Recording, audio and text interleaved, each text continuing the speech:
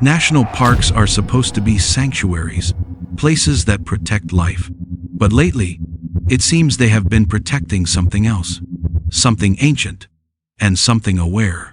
Rangers, the very people paid to know these lands, won't talk about it, at least not on the record. Visitors, armed with smartphones, are recording it. And what is happening out there, in the vast, silent stretches of wilderness, keeps repeating. These are not isolated incidents. They are not ghost stories to be told around a campfire. They are patterns, and the patterns are growing. Lock your doors, put on your headphones, because after this, you will never look at America's national parks the same way again. It began over Yellowstone. It started as a sound, low, metallic, and utterly impossible to place. It rolled across the park one frozen morning in 2015, a hum that was not thunder, was not wind, and most disturbingly, did not fade.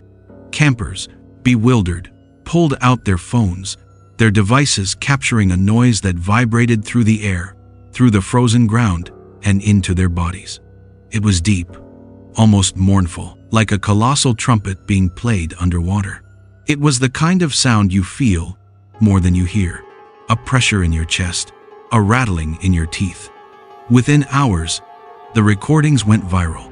Trumpets of the sky, people called them. Sky quakes. Locals, long accustomed to the park's geothermal hisses and groans, said it sounded like the world itself exhaling, a deep and troubled sigh. The official response was swift and dismissive. Park rangers told the press it was just ice shifting under the massive Yellowstone lake, or wind scraping through the narrow canyons. But those explanations felt thin, hollow. They did not explain the recordings. They did not explain the feeling. And they absolutely did not explain what came next. Over the following months, the exact same sound was reported again. Not just in Yellowstone, but hundreds of miles away. In Glacier, in Banff, in Denali. Always the same impossible tone. Always the same deep vibration. And always, strangely, when the sky was clear and still. Scientists began studying the frequency, comparing the viral recordings. It matched nothing natural. No known seismic activity, no wind resonance, no animal call ever documented. One geophysicist from Montana State, speaking off the record, described it as a coherent pressure wave without a discernible source. A sound with no cause. In 2016, new recordings flooded in, this time from the Norris Geyser Basin. Dozens of visitors stood frozen as the sky began to sing again, a metallic chorus that echoed between the lodgepole pines. The geysers, usually predictable, boiled harder. The air trembled, and then, as suddenly as it began, the sound cut off, plunging the basin into a silence that felt louder than the noise. Even more unsettling were the reports that followed, not from tourists, but from the rangers themselves. Those patrolling the deep backcountry said their radios crackled with the same tone, faint, distant, like an old transmission bleeding through the static. Sometimes it lasted seconds, sometimes, agonizingly, for minutes. When they tried to triangulate the source, their equipment gave them an answer that made no sense. The signal was not coming from above, it was coming from beneath. There is a theory, of course, a quiet, unofficial one, that rangers share over late-night coffee, that the sound is connected to the supervolcano, the massive magma chamber slumbering under Yellowstone, pressure moving through solid rock like air through a trumpet. But that does not explain why it has been heard on days with zero seismic activity, or why it has been captured on audio more than 100 miles from the park's borders. In 2018, a family camping near Hayden Valley reported waking to the noise at 2:00 a.m. They said the entire forest was vibrating.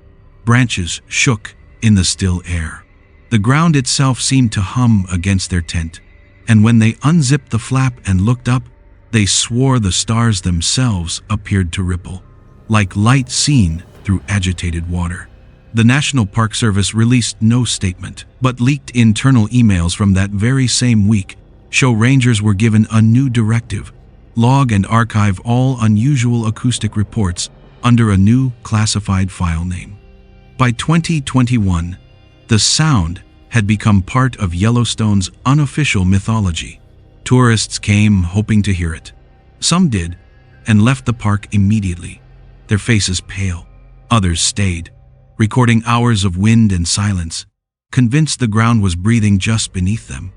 Then, in 2023, the sound returned, and it was louder than ever. Captured on multiple cameras, it echoed across the Lamar Valley, not as a trumpet, but as a metallic roar. Witnesses described animals behaving erratically. Bison huddled together, facing outward. Elk fled the valley in a panic.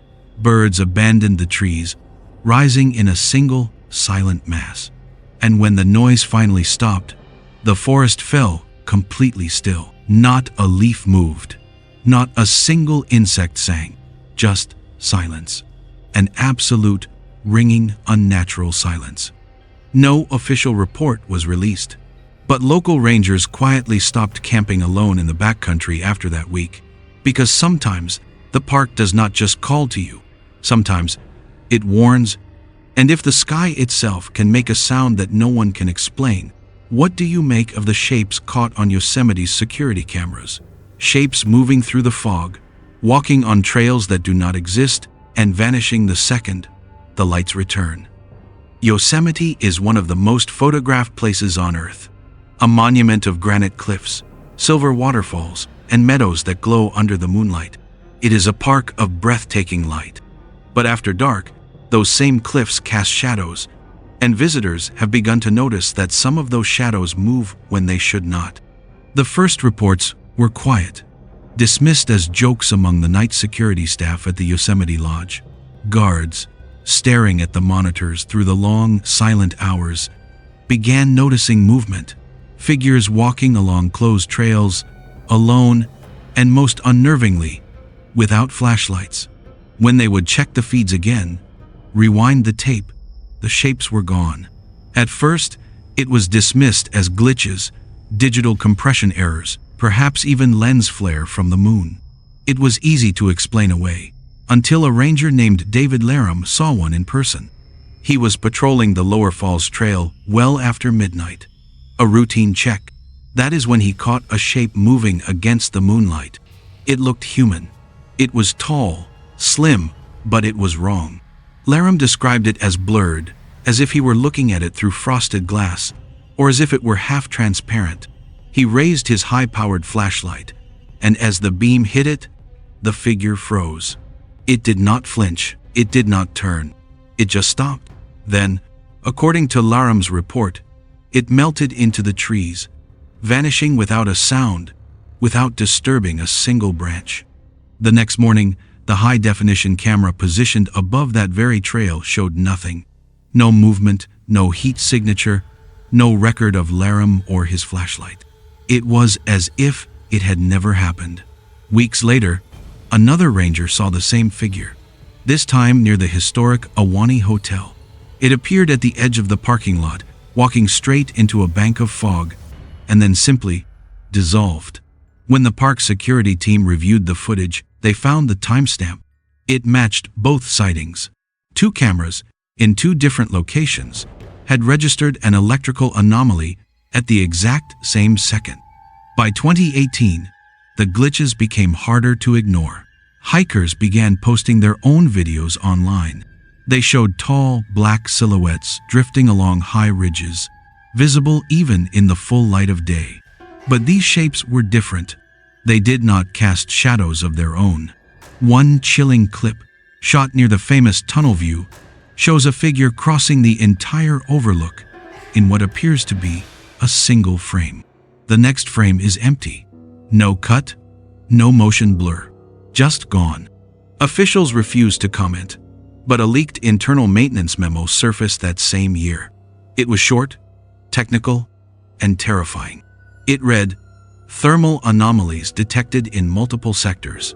Pattern resembles upright forms. Duration, 6 to 8 seconds." Recommend immediate review.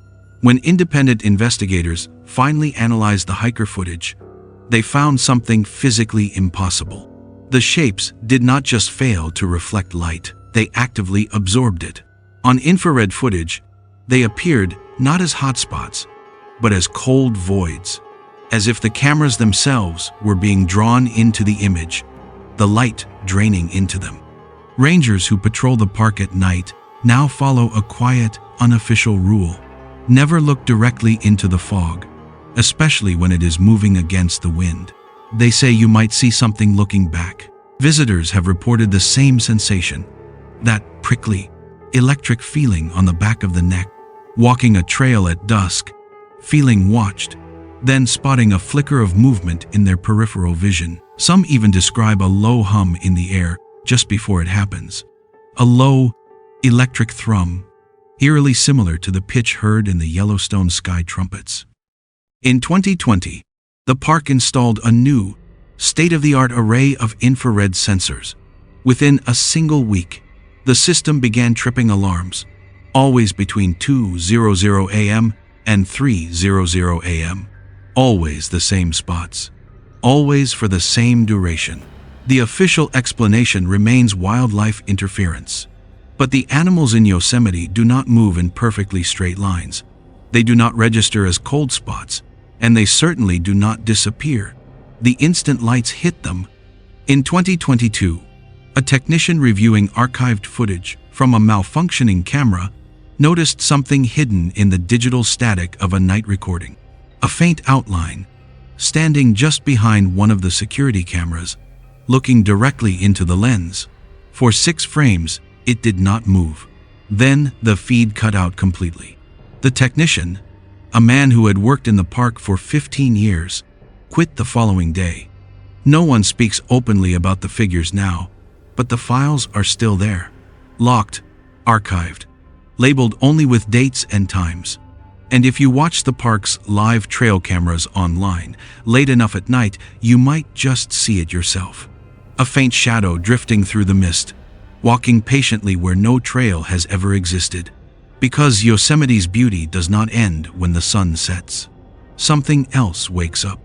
And if the mountains can grow eyes that watch in silence, what do you make of the desert, where lights drift above the sand in Death Valley, lights that move with purpose and vanish just as suddenly? Death Valley is supposed to be lifeless. It is a place of salt, profound silence, and heat so brutal it visibly bends the air itself. It is the lowest, driest, and hottest place in North America. A landscape seemingly designed to erase life. But sometimes, in the suffocating dark, the desert glows. The reports of mysterious lights over Death Valley stretch back to the 1940 seconds, long before anyone had drones, high-powered LEDs, or aircraft that could hover silently. The descriptions are shockingly consistent across the decades. They are described as orbs, sometimes a ghostly blue, a stark white, or a pulsing amber. They move low over the desert floor, sometimes drifting lazily, other times darting away with impossible speed, like living things. One of the first documented accounts came from a prospector in 1946. He claimed he was crossing the valley at dusk when a perfect sphere of blue light, about the size of a basketball, appeared above the dunes. It hovered just 20 feet from the ground, pulsing softly, casting no beam, illuminating nothing. It just was. When he nervously raised his oil lantern, the orb flashed once, a brilliant, blinding blue, and shot straight up into the sky, vanishing in an instant. It left no trace, no sound, no scorch mark. The military, deeply entrenched in the nearby deserts, blamed experimental aircraft. Locals, more accustomed to the valley's strangeness, simply blamed the desert itself. In the 1960 seconds, park rangers began officially logging unusual aerial activity. Most entries mention orbs hovering near the Panamint Mountains, often in pairs, moving in tandem. The reports all note the same key details: no sound, no heat, and when approached, they were simply gone. Tourists still report them, and now they have video. Clips posted online show these floating lights weaving silently through the night, always above the vast sand flats, always vanishing just at the edge of the camera's frame, as if they know the limits of the lens. Scientists, naturally, have suggested everything from piezoelectric plasma lights generated by rock stress to ball lightning, to static electricity trapped between superheated and cold air layers. But those explanations all crumble under one fact: the movement. The orbs do not drift with the wind or temperature gradients. They move against them. They stop. They hover. They interact. One ranger, interviewed anonymously in 2015, described chasing one in his truck across the Mesquite Flat sand dunes. "It was like it knew I was there," he said. "Every time I moved, it moved. Every time I stopped, it stopped." He said it toyed with him for 10 minutes, staying just ahead of his headlights, before he finally reached the top of the tallest dune. The orb just hung there, waiting for him. Then it blinked out, leaving behind only the faint, sharp smell of ozone, the scent of a powerful electrical discharge. In 2018, a documentary crew set up high-sensitivity thermal cameras across the valley, hoping to capture evidence of the elusive sailing stones. They captured something else. Just before midnight, one camera recorded a glowing sphere hovering over the salt flats for nearly a full minute. The temperature sensors registered a sudden, localized 5-degree rise in the air around it. Then, the heat signature and the light vanished simultaneously. Locals call them ghost lights. Others call them desert eyes. Some say they appear just before the brutal summer heat storms, as if the valley itself is issuing a final warning to anyone who dares to stay. But there is another theory, one much older. Native Paiute stories, passed down for centuries, tell of spirits that travel as light, guardians of sacred, forbidden places. Their belief contains a stark warning: when you see the light, do not follow, because the next step won't be yours. Rangers quietly discourage solo night hiking now, not just for safety from the elements, but because of what happens when the lights get close. People describe a sudden, intense pressure in their ears, like rapid altitude sickness. Cameras and phones suddenly stop working, their batteries instantly drain, and then, a few seconds before the glow fades, an absolute, crushing silence hits. A silence so profound, it feels like a physical weight. One visitor in 2021 left a haunting review on a travel site. He wrote, "It is real. I saw them. The lights do not illuminate anything. They do not cast shadows. They just exist, and they watch you. I have never felt so observed in my life." The reports keep coming, every summer, every winter, from people who do not know each other, but who describe the same impossible thing with the same terrifying details. Death Valley remains empty, but it is not still. It breathes in color, and the color breathes back. And when the lights finally fade, something else begins to hum, not from the sky, but from deep beneath the dunes. A vibration that sounds almost impossibly like a voice. And if the desert can glow as if it is alive, what happens in Colorado, where the earth itself sings, and the sand carries a melody no one has been able to silence? The great sand dunes rise from the high desert of Colorado like a landlocked ocean, an endless sea of gold. They are waves of dust, frozen mid-motion, sculpted by centuries of relentless wind. When the sun hits them just right, they shimmer like crushed glass. But beauty is not the only thing that moves here. Sometimes, the dunes sing. I am not talking about the soft whisper of sand in the wind. This is something else entirely. It is a deep, resonant vibration that rolls through the ground and climbs directly into your bones. It is a sound so low and powerful that it feels alive, as if you are standing on the skin of some enormous, breathing creature. The earliest Spanish settlers to brave this valley called them Las Montañas que Cantan, the mountains that sing. The indigenous tribes who lived here long before them, the Ute and the Jicarilla Apache, said the sound was the voice of the earth itself, remembering those who had died, or a spirit warning against intrusion. And modern visitors, standing barefoot on the high crests, all say the same thing. It is like standing inside a drum that is being slowly, rhythmically beaten. The phenomenon has been documented since the 1800s. Witnesses, separated by generations, describe the exact same thing: long, sustained notes that rise and fall, almost melodic, carrying for miles across the desert floor. Some compare it to a massive pipe organ buried deep beneath the sand. Others, more ominously, call it a roar. Scientists, of course, have studied the sound for decades. Their most common theory is avalanching sand. They say it happens when millions of tiny grains of sand, all of a perfect size, shape, and dryness, slide down the steep slope or slip face in perfect harmony. This cascade, they argue, creates a vibration. But even they quietly admit the explanation does not hold. For one, the pitch changes without any pattern. It is not tied to the size of the avalanche or the humidity in the air. The volume swells and fades like a human breath.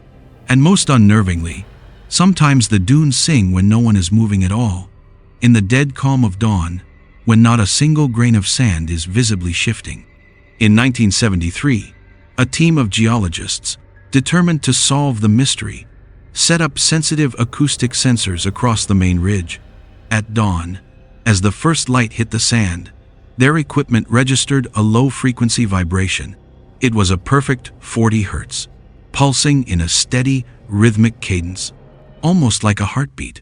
The sound lasted for 20 minutes, then stopped instantly, as if a switch had been thrown. The wind readings for that morning showed nothing unusual. Locals who live in the valley say the dunes only sing when they want to be left alone. Visitors who try to climb the high peaks during these moments have described their steps being pushed back, a strange, resistant pressure, as if the sand itself is rejecting them. In 2005, a park ranger named Lisa Corbett documented an incident while guiding a small group of tourists at sunset. As the group began their descent, a deep, powerful tone rose from the ground, powerful enough to make their metal water bottles tremble in their hands. One child in the group began to cry, not from fear, but from the sheer physical pressure. Lisa wrote in her official log, "It was not just sound, it was a presence. The earth felt awake." The Park Service officially avoids the subject, calling it a natural resonance. But the residents of nearby Alamosa tell a different story. They claim the dunes actively respond to human emotion. They whisper that if you shout in anger at the dunes will roar back at you. And if you stand in total silence, respectful and listening, you can sometimes hear faint, high-pitched voices woven into the deep hum. Recordings taken by visitors and analyzed later confirm something deeply eerie. When the dunes' song is slowed down and filtered, it contains complex harmonics that inexplicably match the precise range of the human voice. It does not sound random. It sounds intentional. Even more unsettling is what researchers have recently discovered. The frequency of the sound has been changing. By comparing the 1973 recordings to new ones, analysts note that over the past 10 years, the dune's primary tone has dropped by nearly half an octave. It is getting deeper, slower, heavier. It is a clear, measurable sign that whatever causes it is shifting. Some believe the dunes are growing restless, that they remember every footprint, every step taken without respect, and that one day the song will rise loud enough for the whole valley to hear. When the dunes sing, birds stop flying, the wind halts, and everything in the desert seems to pause, as if listening. Because maybe it is not the sand that is singing. Maybe it is something buried beneath it. Something that has been sleeping for a very, very long time. And if the sand itself can sing, what do you make of the rivers back in Yellowstone? Waters that do not roar, but whisper. Waters that whisper words no one alive can understand. There are more than 10,000 thermal features inside Yellowstone. Geysers, hot springs, fumaroles, mud pots. It is a park defined by boiling water, pressurized steam, and the raw, volcanic power alive just beneath the surface. But in one small, isolated valley, where no marked trail exists, the water does something else. It does not boil. It does not hiss. It whispers.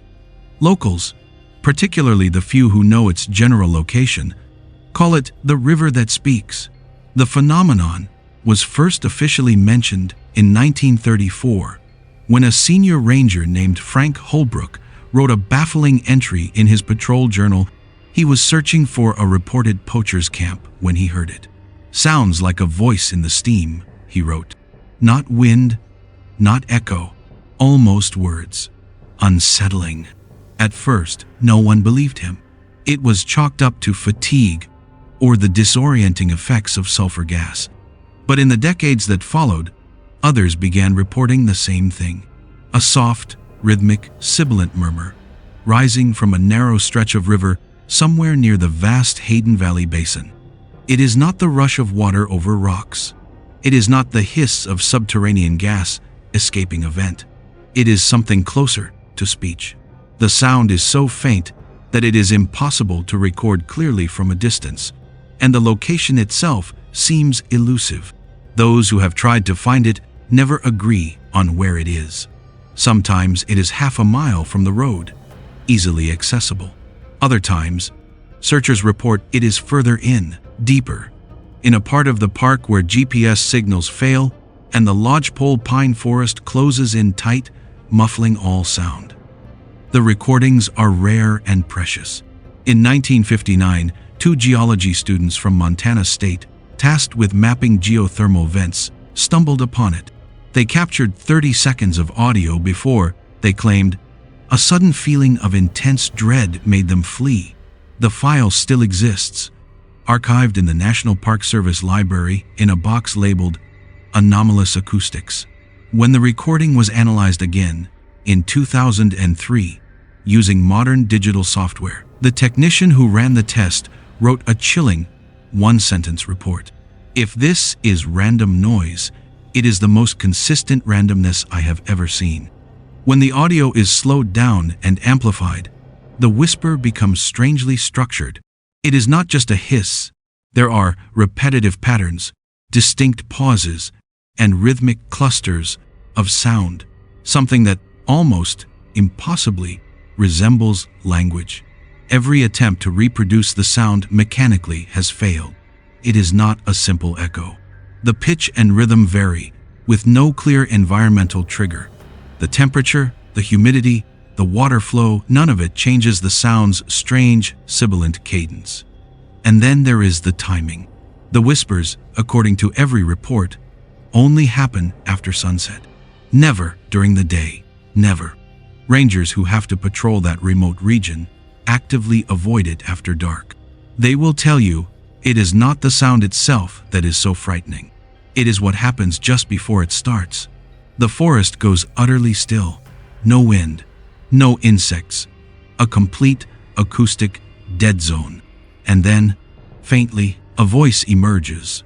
Low, human-sounding, but stretched, as if a breath were being dragged slowly through stone. One ranger, interviewed anonymously in 1999 after his retirement, said, "It starts as one voice, then two. After a minute, it sounds like an entire crowd of people whispering from the riverbank, just on the other side. But there is no one there. There is never anyone there." Scientists have suggested, predictably, that it could be gases escaping from deep fissures in the ground, resonating through the water like air through a flute. But that theory fails for one critical reason. The sound has been recorded more than half a mile from the river itself, sometimes in dry areas with no visible steam or thermal activity at all. In 2021, a solo backpacker, obsessed with the legend, left a high-sensitivity audio recorder overnight near one of the tributaries, rumored to carry the sound. When he retrieved it the next morning, the device's brand-new battery was completely drained. The digital file was corrupted, useless, except for 11 seconds. 11 seconds right in the middle of the night. The clip begins with silence. Then, you hear faint, synchronized whispers rising together, a chorus of sibilants. And at the very end, just before the file cuts off, a single clear word is heard. A word that is both human and not. A word in English. Listen. No analysis has determined what caused it. No government agency has ever claimed responsibility for broadcasting in the wilderness. The location of the Whispering River remains unofficial, unmarked on any map, and deliberately avoided by rangers who know its history. Those who have heard it and managed to stay say it does not feel like sound at all. It feels like attention, as if the park itself, the ancient volcanic ground, is finally, specifically, aware that you are there. Because Yellowstone does not just boil or burn, it watches. And if water can learn to whisper, what happens when light itself begins to think? Flickering through the dark forests of Tennessee, where thousands of fireflies move in perfect, silent rhythm, as if guided by something unseen. Every summer, deep inside the Great Smoky Mountains, the forest begins to breathe with light. For just a few fleeting weeks each year, the trees appear to glow from within. Thousands upon thousands of fireflies, Photinus carolinus, rise from the damp earth, pulsing in waves of liquid gold. But this is not the random, chaotic twinkling you see in a backyard. This is different. They blink in perfect, impossible rhythm. Every flash, every pause, every sudden burst of light is aligned to the same invisible heartbeat. No one knows precisely how they do it. Insects, by all biological understanding, are not supposed to synchronize on this massive, park-wide scale. Each species, each individual, blinks on its own pattern, its own pace, a chaotic dance of mating calls. But here, in the Smokies, the known rules of biology dissolve. Visitors who are lucky enough to get a ticket for the event describe it as standing inside a living pulse. 1,000 lights flicker in the dense dark, then stop, plunging the forest into absolute black. For a heart-stopping second, there is only silence and darkness. And then, all at once, as one, they ignite again. It is a wave of light rolling through the forest, an idea passing through a million tiny minds at once. It looks and feels like thought itself. Scientists have been trying for decades to decode it. Some hypothesize the fireflies use light, the way whales use sound, as a collective language, a biological signal passed through rhythm to amplify their call. Others argue it is simple chemistry, a reaction triggered by a precise combination of temperature and humidity. But those who have actually stood there, who have felt it, know there is something else happening. It does not feel chemical. It feels deliberate. It feels aware. In 1992, a team from the University of Tennessee, frustrated with simple observation, set up synchronized cameras across an entire valley. They were determined to map the event from multiple angles, to finally understand its structure. When the footage was reviewed and layered, the timing of the flashes created something completely unexpected. A geometric pattern, a visible, spiraling sequence of light that repeated itself flawlessly every 37 seconds. It was not random. It was symmetrical. It was architecture. One researcher on the project described it in his notes as communication in pure mathematics. Another, the lead biologist, refused to comment on the findings and quietly quit the project a month later. The park now controls access to the event stringently, limiting visitors to small, silent groups who sit in the darkness as the forest lights up around them. Rangers give strict instructions: do not use flashlights, do not talk above a whisper, do not even breathe too loudly. Because they have learned that when the forest goes completely, perfectly quiet, the lights react. They grow brighter. The rhythm becomes sharper, more intense, as if it is finally being listened to. In 2018, a biologist monitoring the area recorded a sudden, massive spike in electromagnetic interference, or EMI, during the peak of the synchronization. His sensitive instruments, designed to measure the Earth's magnetic field, flickered wildly, perfectly in time with the insect's flashes. When the light stopped, so did the interference. It was the first concrete proof that this was more than just a chemical reaction. The fireflies were generating a measurable, collective energy field. Some locals, descendants of the first Appalachian settlers, believe the fireflies are not responding to each other at all. They believe they are responding to something else.